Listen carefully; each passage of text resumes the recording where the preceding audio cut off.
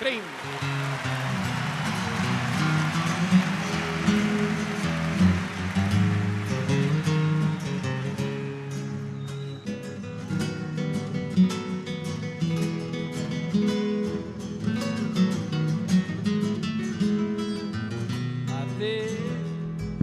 De nuevo estoy de vuelta, después de larga ausencia, igual que la calandria que azota el vendaval, y traigo mis canciones como leñita seca, recuerdo de fogones que invitan a matear, y traigo mis canciones como leñita seca, recuerdo de fogones que invitan a matear.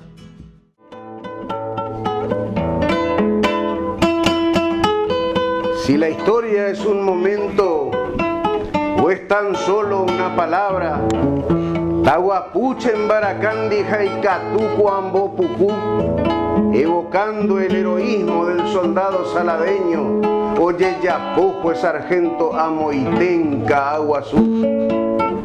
Denodado y valeroso hijo de esta estirpe brava, que un moñaco de la gringaja oñerairó sin cuartel, Marco Ascona como Fraga, Rivas, Campos y Romero, juez soldado, juez sargento, aguaje hasta coronel.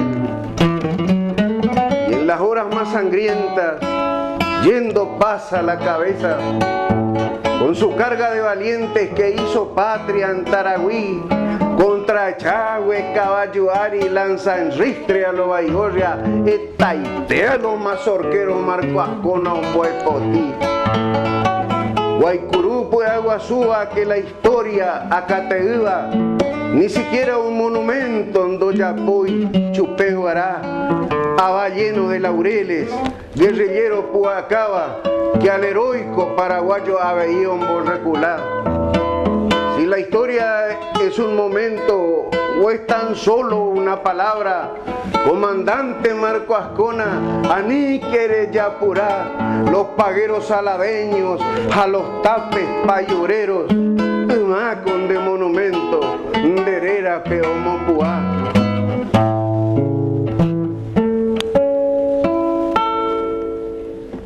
Hoy, 28 de noviembre, estamos conmemorando un aniversario más de una de las gestas más trascendentes de la historia correntina, la batalla de Caaguazú, librada el 28 de noviembre de 1841 y teniendo como principales contendientes a los ejércitos Libertador, de reserva, como se lo llamó, de Corrientes, y el ejército entrerriano, a las órdenes de Pascual Echagüe, y que seguía los lineamientos y los mandatos del gobernador de la provincia de Buenos Aires y caudillo con trascendencia nacional, que lideraba justamente la Confederación, por él creada, don Juan Manuel de Rosas. Hablar de la gesta correntina no nos lleva a ceñirnos exclusivamente a esta batalla. Justamente Corrientes fue la provincia que lideró más levantamientos contra la tiranía de Rosas y fue la que más mártires arrojó sobre el vasto campo de batalla del litoral argentino. Si a ello le sumamos las legiones que envió para colaborar ya desde las invasiones inglesas, el contingente que envió a San Martín y que dieran sus hombres al regimiento glorioso de granaderos a caballo que trascendió los Andes y que esparció sus fuerzas por Chile, Perú, Ecuador, volviendo después de largos años como el país pajarito. Y si tomamos en cuenta los 5 ejércitos libertadores que Corrientes esgrimió contra el tirano, pasando por Genaro Verón de Astrada, el mártir del Pago Largo, por el ejército libertador liderado por don Juan Galo Lavalle, la espada sin cabeza, llamada así, o el león de Riobamba, título ganado en esa célebre batalla en la cual se batió heroicamente contra un número considerablemente mayor de soldados realistas. El tercero, justamente el que hoy evocamos, liderado por el Manco Paz, quizá, conforme lo dice el mismo Manuel Florencio Mantilla, y que son contestes los grandes historiadores argentinos, el mejor militar que haya dado la escuela de San Martín, y después el regimiento o el ejército libertador que a las órdenes de los hermanos Madariaga. Decía Paz de los hermanos que referirse a uno era referirse al otro. Los Madariaga dice que obraban en familia. Eventualmente fue gobernador Joaquín, porque como lo decía el mismo Paz, era el más instruido y más preparado de los dos, pero tanto él como Juan, y Juan tuvo una posterior destacada actuación política, hasta que finalmente las huestes correntinas participaron activamente en el derrocamiento del tirano Juan Manuel de Rosas tras la batalla de Caseros de 1852, dando nacimiento final a la tan aspirada constitucionalización del país. Pero hoy vamos a referirnos a esa batalla o combate de Caaguazú, según los diversos historiadores, y hacer unas consideraciones acerca de las principales figuras que allí protagonizaron esta gesta correntina.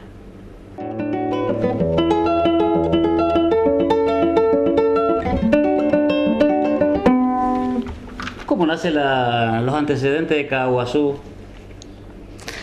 Y bueno, realmente la provincia de Corrientes, como manifestaba al inicio, fue dentro de las provincias viejas argentinas la que tuvo más clara visión de la trascendencia del sistema federal y de la importancia que era mantener la autonomía de la provincia frente a las pretensiones hegemónicas de Buenos Aires, por supuesto representadas al momento por don Juan Manuel de Rosas.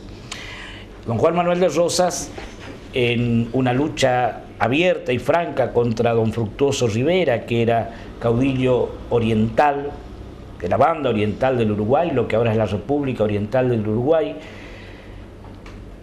prestamente se dio cuenta que Berón de Estrada pretendía hacer respetar los derechos de la provincia de Corrientes contra los derechos portuarios y aduaneros de Buenos Aires. Entonces comenzó una serie de agobio económico que imposibilitaba el desahogo y el desarrollo progresivo de la provincia de Corrientes en su ribera, principalmente sobre el río Paraná. O sea, que el Paraná es el afluente natural que comunica a Corrientes con el Paraguay y con el sur, por supuesto. Entonces, Berón de Estrada levanta la bandera. A la lid correntinos, a la lid, decía el himno que entonaron los correntinos para llevar su lucha contra el tirano. Y levantó el Estado correntino un ejército de 5.000 hombres aproximadamente y lo puso al mando de su gobernador, don Genaro Berón de Estrada. Y en los campos de Pago Largo se batieron contra las tropas entrerrianas. Entre Ríos siempre fue un bastión del poder rosista en el litoral y allí fueron totalmente diezmados por los entrerrianos. Las principales espadas de Entre Ríos fueron don Justo José de Urquiza, posterior gobernador y luego presidente de la Confederación Argentina, don Servando Gómez, fueron las principales espadas. Y es tristemente célebre esta batalla de Pago Largo porque la mortandad de correntinos fue impresionante, pero no solamente en la batalla, sino que lo más cruel, fueron lanceados y degollados ya hechos prisioneros. En los montes donde se los encontraba, en los cercos donde se los acercaba, inmediatamente eran pasados a degüello o lanceados por la espalda y tirados a la vera de los campos. Estamos hablando hacia 1839, ¿no es cierto? 1839. La batalla de Pago Largo, levantamiento de Corrientes. ¿Qué hay de cierto de ese aniquilamiento sobre el hecho de qué pasó con el cuerpo de Berón de Estrada? Bueno, conforme lo narra el historiador Castelo en su libro de la historia de Corrientes, hay diversas versiones acerca de qué ocurrió. Lo cierto es que se sacó una lonja de la espalda del gobernador de Corrientes, Genaro Berón de Astrada, y con ello se hizo una manea, que uno de los libros, el de Mantilla, si mal no recuerdo, ubica su posterior destino en el Palacio de Urquiza. Dicen que lo conservó hasta su muerte. Pero hay otra versión de que se envió este trofeo de guerra a don Juan Manuel de Rosas y él lo exhibía en un aparador del Palacio de San Benito de Palermo. También existe la versión de que no fue Urquiza el que mandó hacer este realmente terrible acto, sino que fue un soldado brasileño. Pero la casaca de el general don Genaro Berón de Astrada fue obsequiada así también a don Juan Manuel de Rosas para ser quemada con lo que se llamaba un pilato, o sea, un muñeco de trapo como escarmiento y triunfo o trofeo de guerra. Ese es un antecedente entonces de esta batalla de Caaguazú, el tema que hoy estamos tratando, ¿no? Sí, es el antecedente militar. Más inmediato, digamos. Claro, pero no, ya eso fue en 1839. Fíjense ustedes que ya en 1840, tras la deposición, la muerte de Genaro Berón de Astrada, ocupa un tal José Antonio Romero expuesto como como mandamás de Echagüe y de Rosas, por supuesto, aquí en la gobernación de Corrientes, y se declara un acto ignominioso para la legislatura de Corrientes, pero que después la historia revalida o le saca ese baldón injurioso, porque la legislatura de Corrientes estaba conminada a salvar la población correntina y justamente debió dictar un acto legal por la cual abjuraba de su ex gobernador Genaro Berón de Astrada, tildándolo de unitario y despotricando contra su actitud. Pero ni bien se mueven las tropas de Echagüe y de Urquiza, inmediatamente se lo depone a Romero y Corrientes se alza nuevamente ya con Pedro Ferré, aquel carpintero de Rivera, y levanta un nuevo ejército, el segundo ejército libertador, contra don Juan Manuel de Rosas. Y fíjense ustedes que está volviendo quizás el más brillante militar de San Martín, la cabeza sin espada, don Juan Galo Lavalle, que no fue bien recibido en Entre Ríos. Entre Ríos, reitero, siempre fue adscripta totalmente a la política rosista, y entonces ofrece su espada y Ferré la acepta. Se hace un convenio entre ambos y Ferré lo nombra general en jefe de los ejércitos correntinos, el ejército libertador. Y al poco tiempo ya monta un ejército de más de 4.000 hombres al mando de don Juan Galo Lavalle. Y acá hay un desacuerdo histórico entre Ferré y Lavalle.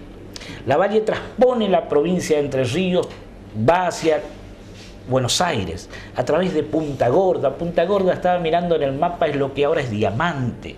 Es el lugar justamente más maravilloso que tiene el río Paraná en sus costas argentinas. Y allí transpone y va hacia la provincia de Buenos Aires y lleva tras de sí a las huestes correntinas. Entonces Ferré larga una proclama por la cual lo declara traidor a Lavalle. Se declara traicionada a la provincia de Corrientes porque él, como general en jefe de Corrientes, no podía no seguir una orden correntina. Y esto los historiadores y los políticos de la época, entre ellos Paz, lo tildan de localista a Ferré. Pero Ferré no podía dejar desguarecida a la provincia de Corrientes, que era la única que estaba en armas contra Rosas dentro del vasto territorio del país. Entonces Lavalle va hasta Buenos Aires y bueno, es famoso el poema escrito por Ernesto Sábato con música de Falú, en la cual muy bien narra Ernesto Sábato la impresión que sufre Lavalle al llegar a la provincia de Buenos Aires, donde, según Sábato, se le va apareciendo el fantasma de Manuel Dorrego, aquel que lo hiciera fusilar en su juventud 11 años antes en los campos de Navarro. Lo cierto es que Lavalle se aproxima a Buenos Aires e inicia absolutamente en forma desaprensiva e inexplicable la retirada. Y en la provincia de Santa Fe sus caballos son desalimentados por el famoso mío mío, y entonces queda sin caballos. Y allí se le desprende un fuerte contingente de correntinos al mando de Hornos, al mando de Salas posteriormente, que vienen por el Chaco, qué epopeya, a unirse a un nuevo ejército libertador que estaba levantando Corrientes.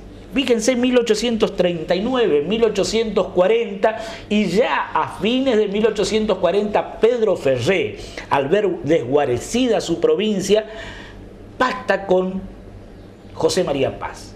José María Paz, que era un militar de la escuela de San Martín, de Belgrano, que había perdido su movilidad del brazo derecho justamente en el combate de Venta y Media en el Ejército del Norte contra los realistas, y que había sido una de las principales espadas en la batalla de Ituzaingó contra el Imperio Lusitano portugués en la célebre guerra contra el Brasil. Paz escapa de la residencia de Palermo, mejor dicho, de la ciudad de Buenos Aires. Paz tenía por orden de Rosas, tras su captura, cuando le bolearon el caballo en 1831, luego de una larga permanencia en la cárcel del puerto de Santa Fe, en la aduana, es conducido a Buenos Aires, y ahí se le da la ciudad de Buenos Aires por cárcel.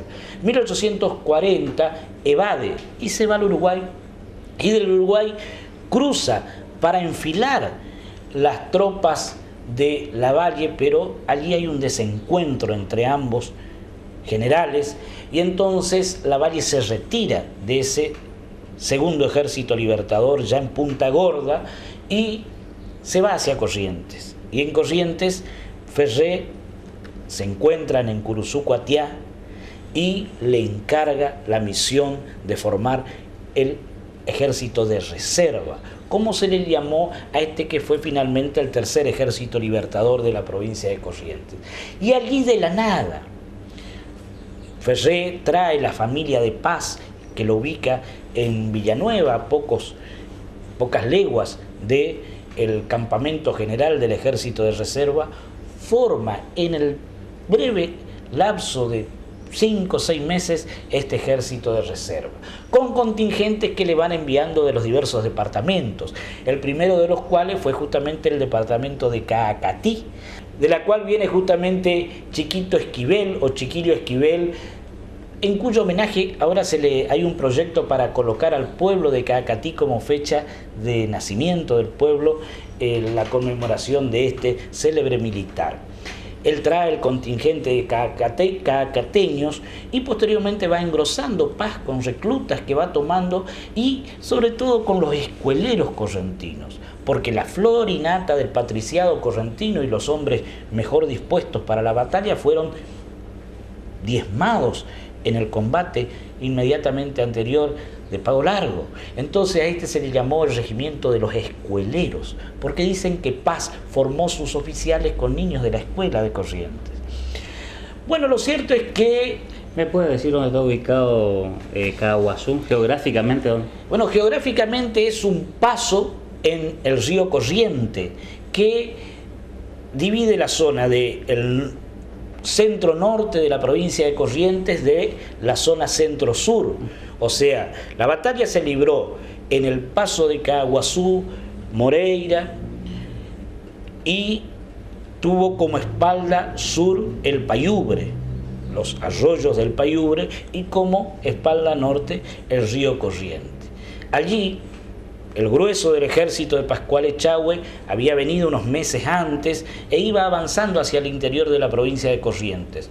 Entonces Paz, en un movimiento envolvente, le hizo cercar con un sistema de guerrillas la espalda, y entonces cortó la comunicación de Echagüe con la provincia de Entre Ríos. Durante 2 semanas no tuvo comunicación de correo con su provincia, o sea, su base de operaciones.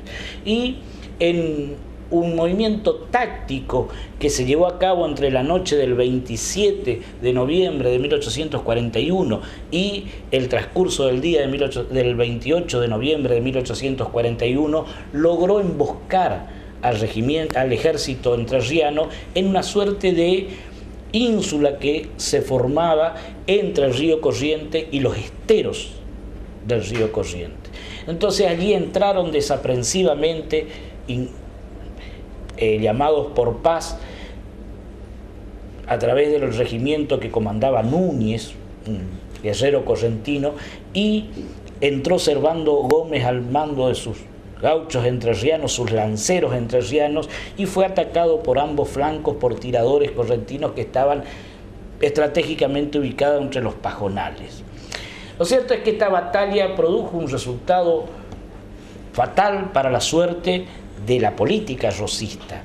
Murieron algo así de 53 correntinos contra 1950 y tantos entrerrianos. Aparte de que dejó todo el bagaje, todo el carro, todos los armamentos, todos los cañones, quedaron en el campo de batalla. Y prisioneros que llamativamente fueron tratados en forma humanitaria por el mismo José María Paz. Todo lo contrario a la forma en que habían sido tratados los prisioneros por Urquiza, tanto en la batalla de Pago Largo como en la posterior de Vences, como en cada uno de los combates que libró Urquiza hasta la misma batalla de Caseros. Ordenaba siempre sistemáticamente el degüello o fusilamiento o ahorcamiento, como el coronel Chilaver, de la mayoría de los vencidos. Bueno, tras esta batalla de Caaguazú, entonces quedó expedito todo el largo litoral argentino, desde Misiones hasta Entre Ríos. Y allí el general Paz pide la caballada que le había ofrecido Ferré para poder tener monta rápida con la cual atacar la guarida de Rosas, como se le llamaba a Buenos Aires. Y he aquí que hubo una fuerte discrepancia con Ferré, que Paz en sus memorias póstumas, publicadas tras su muerte, ataca de localismo a Ferré. Pero Manuel Florencio Mantilla, el mismo Castelo, y la historia reivindica a Pedro Ferré, porque había tenido la experiencia funesta de General Oberón de Astrada, había tenido la experiencia funesta de Juan Galo Lavalle, que había llevado el ejército correntino tras las fronteras de la Mesopotamia y finalmente fue a morir en una forma trágica, casual, en Jujuy, perdiendo de esa manera la posibilidad, remota o no, pero cierta en algún momento, de poder destronar la tiranía de Rosas. Entonces todos estos antecedentes obraron sobre Pedro Ferré, que era un estadista y tenía, por supuesto, el juramento de defender la provincia de Corrientes, para negar el auxilio a Paz, llegado el momento, para trasponer la provincia de Entre Ríos y atacar a Rosas en Buenos Aires.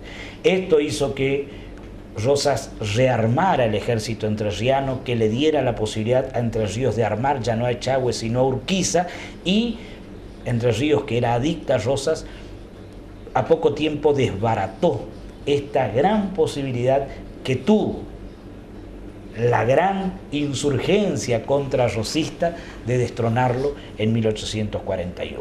11 años antes de la caída total de Rosas, ¿no? 11 años antes de la caída final del tirano.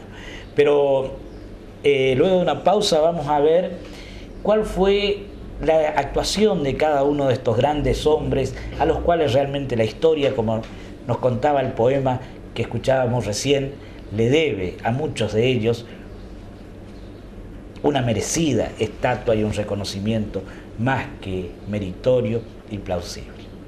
Esta fue, en breves palabras, el desarrollo de la batalla de Caaguazú y la importancia estratégica que tuvo para la política de insurgencia, ya no unitaria. Corrientes nunca fue unitaria, sino de defensa de su autonomía contra el centralismo agobiante de Buenos Aires y contra la dictadura de su gobernador, por supuesto, don Juan Manuel de Rosas. Pero vamos a ver luego, en un próximo programa, las figuras destacadas, algunas de ellas, por supuesto, que como este hermoso poema Caaguazú de Castelán, poeta mercedeño, decía en sus palabras: la historia a muchos de ellos le debe todavía, sobre todo en Corrientes, la estatua que merecidamente ganaron por la defensa de la provincia de Corrientes en sus luchas en la época difícil de la organización mal llamada anarquía de nuestro país.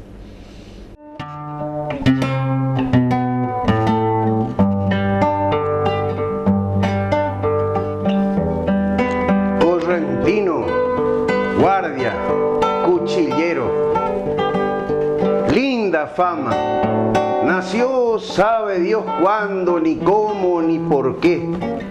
Lo real, lo cierto, es que el varón de este rincón de patria carga con ella desde viejos tiempos.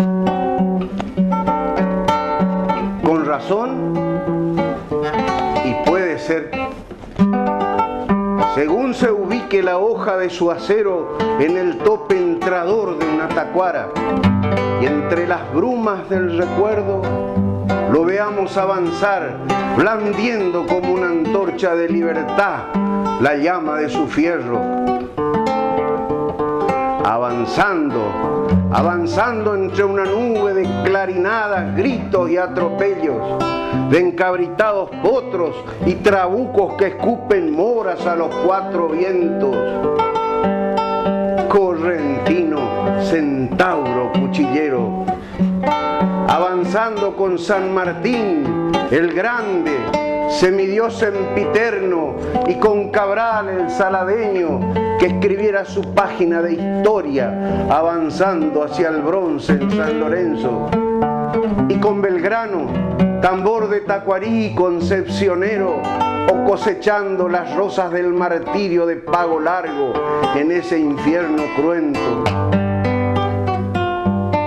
Avanzando sin tregua sobre las lomas del Guajay o en el Arroyo Grande, y con Paz y su legión de escueleros, y con Lavalle en el rincón de Vences el funesto, furia rampante de la caballería de La Graña y de Cáceres, portentos que levantaran en triunfo a Madariaga allá en Laguna Brava, tras el hecho milagroso de aquella promesera guía gloriosa del glorioso encuentro.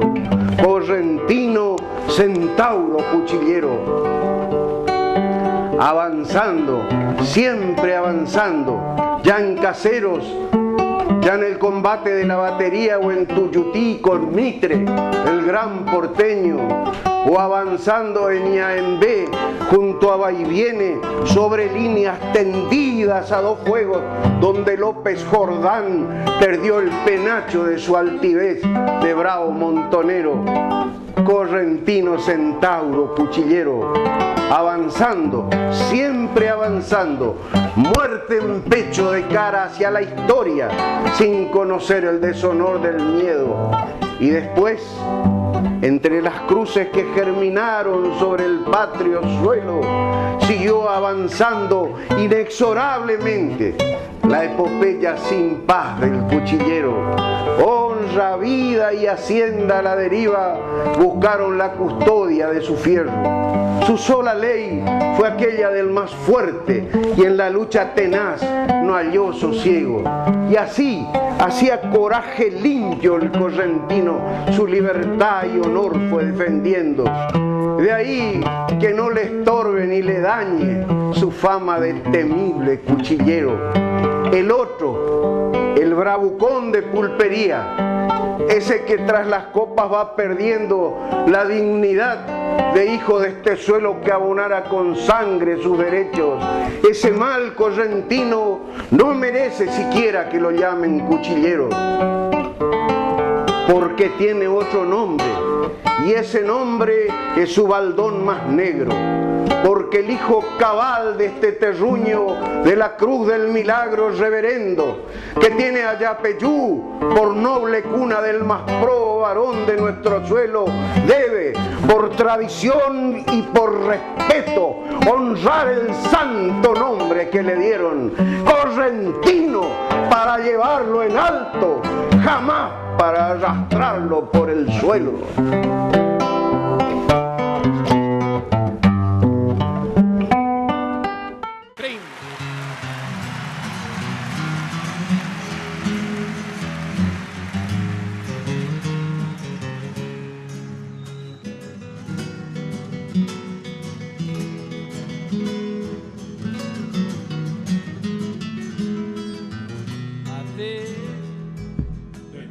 de vuelta, después de larga ausencia, igual que la calandria que azota el vendaval.